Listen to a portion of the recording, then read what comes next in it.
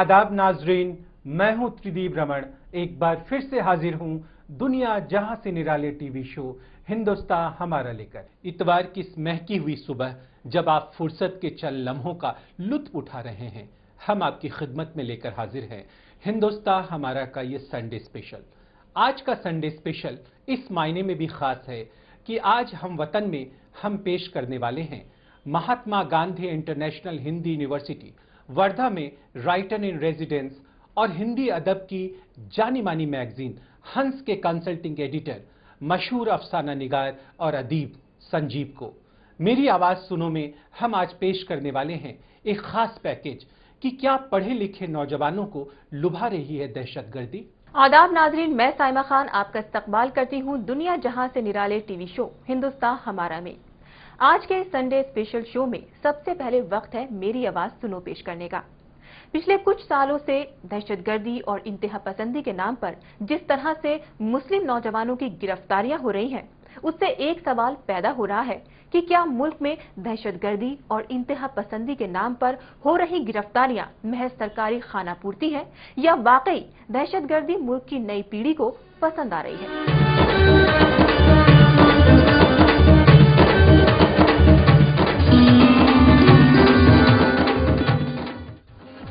Film कुर्बान में एहसान यानी सैफ अली खान एक पढ़ा लिखा नौजवान है जो अवंतिका यानी करीना कपूर से बेइंतहा मोहब्बत करता है। 41 times. The words mercy, peace and compassion. एहसान को जानने वाले लोग उसे प्रोफेसर के तौर पर जानते हैं, I mentioned about 350. लेकिन एहसान का एक दूसरा चेहरा भी है जिसे कोई नहीं जानता, यहाँ तक कि उसकी अपनी बीवी भी नहीं। लेकिन कुछ सालों बाद उसकी बीवी अवंतिका को पता चलता है कि उसका शौहर एक दहशतगर्द है। अवंतिका को यह जानकर गहरा सदमा लगता है। यहीं से फिल्म कुर्बान की कहानी में एक नया मोड़ आता है।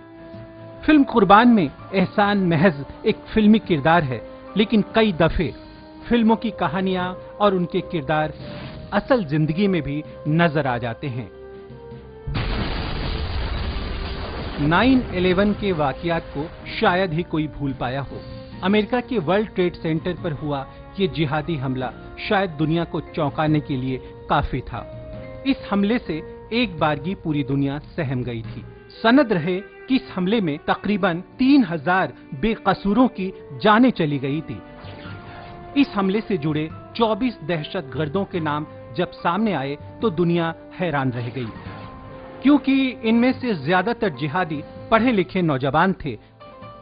कुछ इंजीनियर थे, कुछ मेडिकल फील्ड से जुड़े हुए। अरब के खाड़ी मुल्कों में इंजीनियरिंग नौजवानों का हमेशा से पसंदीदा सब्जेक्ट रहा है।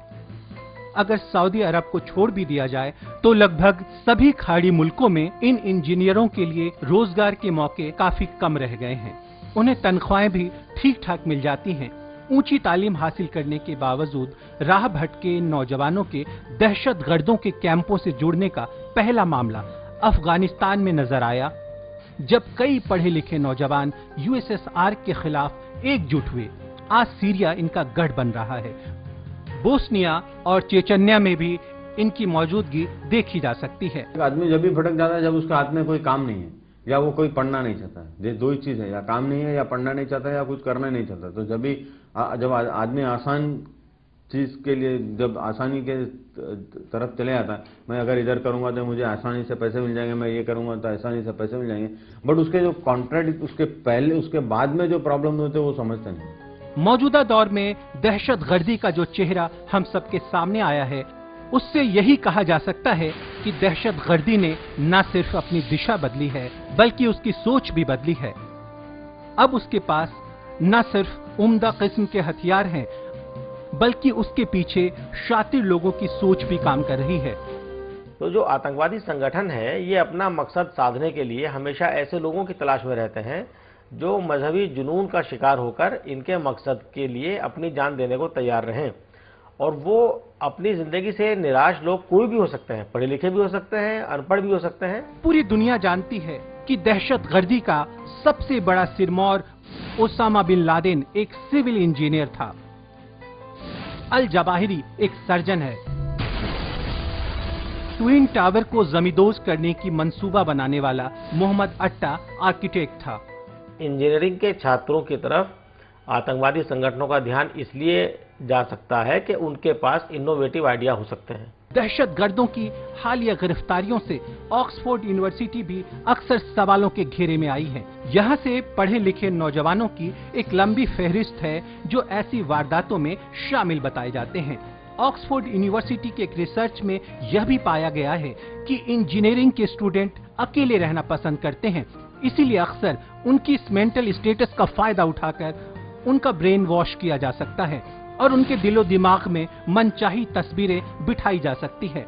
ऑक्सफोर्ड यूनिवर्सिटी ने इंजीनियरिंग के साथ साथ ह्यूमैनिटी से रिलेटेड सब्जेक्ट की हिमायत की है, जिससे इन स्टूडेंट्स को इंसानियत का सबक पढ़ाया जा सके। सन 2004 में एक फॉर्मर CIA एजेंट ने अलकायदा के 172 इंतहा पसंदों के बैकग्राउंड को खंगाला तो पाया कि इनमें से ज्यादातर इंतहा पसंदों ने आला तालीम हासिल की है और ये मिडिल या हाई क्लास फैमिली से आते हैं। क्या वजह है कि पढ़े लिखे नौजवान, खासकर आला तालीम हासिल करने वाले नौजवान आतंकवाद की तरफ रुख कर रहे हैं या उनका ब्रेन वॉश किया जा रहा है? तो इस पर एक व्यापक रिसर्च की भी ज़रूरत है और उसमें जो हालात पूरी दुनिया में हैं, खासकर मुसलमानों को लेकर के जिस तरह की नफरत फैलाई जा रही है, कहीं ना कहीं वो भी एक जिम्मेदार कारक मैं समझता हूँ कि हो सकता है उसको लेकर के। ब्रिटेन के ग्लासगो एयरपोर्ट पर हुए धमाके का जो आरोपी पकड़ा गया था वह साबिल था, जो ब्रिटेन के एक अस्पताल में डॉक्टर था। एक इंटरनेशनल मैगजीन ने अभी वैसे 30 मुल्कों में अपना सर्वे किया है जहां दहशतगर्दों ने अपने सबसे ज्यादा पैर पसार रखे हैं और इन 30 मुल्कों में काम कर रहे वैसे 300 जिहादियों के बारे में सारी जानकारियां हासिल की है। तो ये पता चला कि इनमें से ज्यादातर इंजीनियर थे या इंजीनियरिंग के पेशे से जुड़े थे। आज जिस प्रकार हिंदुस्तान और इससे अलहदा अन्य मुल्कों में दहशतगर्दी का आलम गहरा रहा है और इसमें पढ़े लिखे नौजवानों का नाम सामने आ रहा है, ये खबरें, ये बातें, ये वारदातें यकीनन खौफ पैदा करने वाली हैं।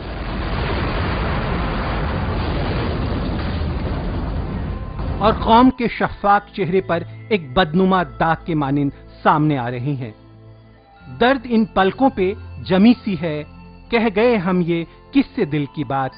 शहर में एक सनसनी सी है, हसरतें राख हो गई लेकिन आग अब भी कहीं दबी सी है।